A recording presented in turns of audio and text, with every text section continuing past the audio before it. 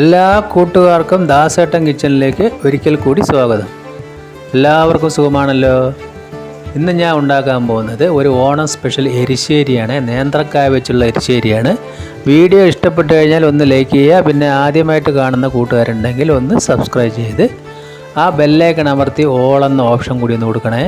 അപ്പോൾ നമുക്കതെങ്ങനെ ഉണ്ടാക്കുന്നത് നോക്കാം. അതിനായിട്ട് ഞാൻ 2 വലിയ നേന്ത്രക്കായാണ് നമ്മൾ കായ വറുക്കാനുള്ള പാകത്തിനുള്ളതാണ്. അത് ഇതുപോലെ തൊലി കളഞ്ഞിട്ടാണ് എടുത്തിരിക്കുന്നത്. അതിൻ്റെ തോല് പൂർണ്ണമായിട്ടും കളയേണ്ട ആവശ്യമില്ല. പിന്നെ കുറച്ച് മഞ്ഞൾപ്പൊടി ഉപ്പുള്ള പാത്രത്തിൽ ഞാൻ എടുത്തിട്ടുണ്ട്, വെള്ളത്തിലിട്ടിട്ട്. എന്നിട്ട് നമ്മൾ ഇതുപോലെ കട്ട് ചെയ്തെടുക്കണം. അതായത് ഇതേ ഒരു പീസിൽ ആയിട്ട് കട്ട് ചെയ്തെടുക്കുക. അപ്പോൾ ഇത് രണ്ടും ഞാൻ അതുപോലെ കട്ട് ചെയ്ത് എടുത്തിട്ടുണ്ട്. അത് ഞാൻ ആ പാത്രത്തിലേക്ക് ഇട്ട് കൊടുത്തിട്ടുണ്ട്. അതൊരു 10 മിനിറ്റ് നമ്മൾ അതിൻ്റെ കറ കളയാനായിട്ട് വെക്കുന്നുണ്ട്. 10 മിനിറ്റ് കഴിഞ്ഞാൽ നല്ലതുപോലെ 2-3 തവണ കഴുകിയിട്ട് ഞാൻ വേറൊരു പാത്രത്തിലേക്കായിട്ട് അടുപ്പിൽ വെച്ചിട്ടുണ്ട്. ഇനി അതിലേക്ക് ഒരു 5-6 പച്ചമുളക് കീറിയതിട്ട് കൊടുക്കാം. പച്ചമുളക് കീറിയതോ ചതച്ചിട്ടോ ഇട്ട് കൊടുക്കാം. പിന്നെ അല്പം മഞ്ഞൾപ്പൊടി ഇട്ട് കൊടുത്തിട്ട് നമ്മൾക്ക് ഒന്ന് വേവിച്ചെടുക്കണം. അപ്പോൾ നമ്മൾ കായ വറുക്കുന്നതിൻ്റെ പരുവമുള്ളതുകൊണ്ട് തന്നെ അത് പെട്ടെന്ന് വെന്ത് കിട്ടും. അത് വെന്ത് കിട്ടുമ്പോഴേക്കും നമ്മൾക്ക് കുറച്ച് തേങ്ങ അതിനുള്ള അരപ്പ് ചെറിയാക്കാം. അതിലേക്ക് ഒരു 1/4 മുറി തേങ്ങ, ഒരു 1/2 സ്പൂൺ ജീരകം, അല്പം വെള്ളം ഒഴിച്ചിട്ടൊന്ന് തരിതരിപ്പായിട്ട് അരച്ചെടുക്കാം. അപ്പോൾ ഇതേ പരുവത്തിലാണ് നമ്മൾ അരച്ചെടുക്കേണ്ടത്. ഇതിൽ തേങ്ങ അരച്ചത് കൂടുതൽ ചേർക്കേണ്ട, മിതമായിട്ട് ചേർത്താൽ മതി. അപ്പോൾ 10 മിനിറ്റ് കഴിഞ്ഞു. നമ്മൾ കായ ഒന്ന് ഹാഫ് വേവായിട്ടുണ്ട്. ഒരു 10 മിനിറ്റ് കൂടെ ഞാനതൊന്ന് മീഡിയം ഫ്ലെയിമിൽ ഇടുന്നുണ്ട്. അതിന് മുമ്പായിട്ട് ആവശ്യത്തിന് ഉപ്പ് ചേർത്ത് കൊടുക്കുക. പിന്നെ അതിലേക്ക് ഒരു 3/4 സ്പൂണ് കുരുമുളക് പൊടിയാണ് ചേർത്ത് കൊടുക്കുന്നത്. എരിശ്ശേരി പേര് സൂചിപ്പിച്ചതുപോലെ തന്നെ നല്ല എരിവുള്ള ഒരു റെസിപ്പിയാണിത്. എല്ലാവരും ഒന്ന് ട്രൈ ചെയ്ത് നോക്കണേ.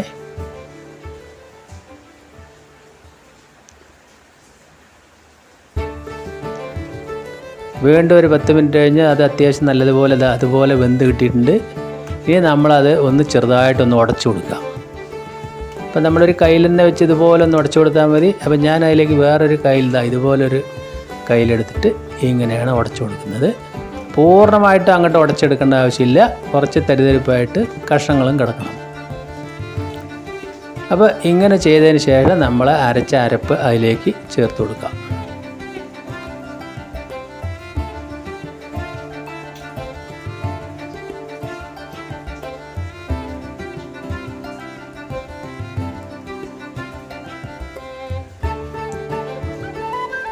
അപ്പോൾ അരച്ച തേങ്ങ ഞാൻ അതിലേക്ക് ചേർത്ത് കൊടുത്തിട്ടുണ്ട്. ഇനി അത് നല്ലതുപോലെ ഒന്ന് നമ്മൾക്കൊന്ന് തിളപ്പിച്ചെടുക്കണം. ഒരുപാട് അങ്ങോട്ട് ഇത് ഇപ്പം തന്നെ വറ്റി വരേണ്ട ആവശ്യമൊന്നുമില്ല. അത് ചൂടാറുമ്പോൾ തന്നെ ശരിക്കും ഒന്ന് നന്നായിട്ടൊന്ന് കുറുകി വന്നോളും.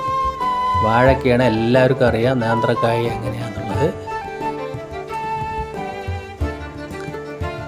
അപ്പോൾ ഇതുപോലെ എരിശ്ശേരി ഉണ്ടാക്കാത്തവർ ഈ ഓണത്തിനൊന്നും ഉണ്ടാക്കി നോക്കണം. ഇത് ഓണത്തിന് മാത്രമല്ല, നമുക്ക് എപ്പോൾ ഇത് കിട്ടുമ്പോഴും ഇതുപോലെ ഉണ്ടാക്കി കഴിഞ്ഞാൽ നമ്മൾ ചോറിനും കഞ്ഞിക്കും എല്ലാം നല്ല ടേസ്റ്റ് ആയിരിക്കും. അപ്പോൾ ഇനി പോരാത്ത ഉപ്പ് കൂടി ഞാൻ ചേർത്ത് കൊടുത്തിട്ടുണ്ട്. നല്ലതുപോലെ തിളച്ചതിന് ശേഷം നമുക്കത് കറി ഓഫാക്കാം.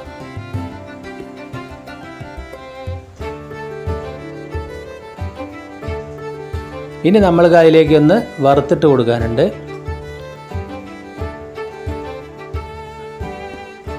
അതിനായിട്ട് ഞാൻ ഒരു ചീനച്ചട്ടി അടുപ്പത്ത് വെച്ചിട്ടുണ്ട്. അതിലേക്ക് ഒരു 3 സ്പൂൺ വെളിച്ചെണ്ണ അത്യാവശ്യം ചേർത്ത് കൊടുക്കണം. അതിലേക്ക് ഒരു 1/2 സ്പൂൺ ഉഴുന്ന് പരിപ്പ് ചേർത്ത് കൊടുത്തിട്ടുണ്ട്. അതൊന്ന് ചുവന്ന് വരുന്ന സമയത്ത് അതിലേക്ക് 1/2 സ്പൂൺ കടുക് ഇട്ട് കൊടുക്കാം. കടുക് നന്നായി പൊട്ടി വരുമ്പോൾ അതേപോലെ ഒരു 1/4 മുറി തേങ്ങ ചെരുവേതും കൂടി ചേർത്ത് കൊടുക്കാം. അപ്പോൾ നമ്മൾ ഈ തേങ്ങ വറുക്കുന്നതിൽ കുറച്ച് അല്പം തേങ്ങ കൂടിയാലും കുഴപ്പമൊന്നുമില്ല. നമ്മൾ അരപ്പ് കറക്റ്റായിട്ട് അതേ അളവിൽ ചേർത്ത് കൊടുക്കണം. അപ്പോൾ തേങ്ങയും കടുകും ഇതെല്ലാം കൂടി ഒന്ന് ബ്രൗൺ നിറമായിട്ട് നല്ലൊരു മണം വരുന്ന ആ സമയത്ത് നമ്മൾക്ക് ഒരു 2-3 തണ്ട് കരിവേപ്പില കൂടി ചേർത്ത് കൊടുക്കാം. എന്നിട്ട് നമ്മൾ വേവിച്ച് വെച്ചിരിക്കുന്ന കായ ഇതിലേക്ക് ചേർത്ത് കൊടുക്കാം. അതുകൂടി ചേർത്ത് നമ്മൾ നല്ലപോലെ ഒന്നുകൂടി ഒന്ന് ചൂടാക്കി നല്ലപോലെ തിളപ്പിച്ച വറവൊക്കെ ശരിക്കും അതിലേക്കൊന്ന് മിക്സ് ചെയ്ത് വരട്ടെ.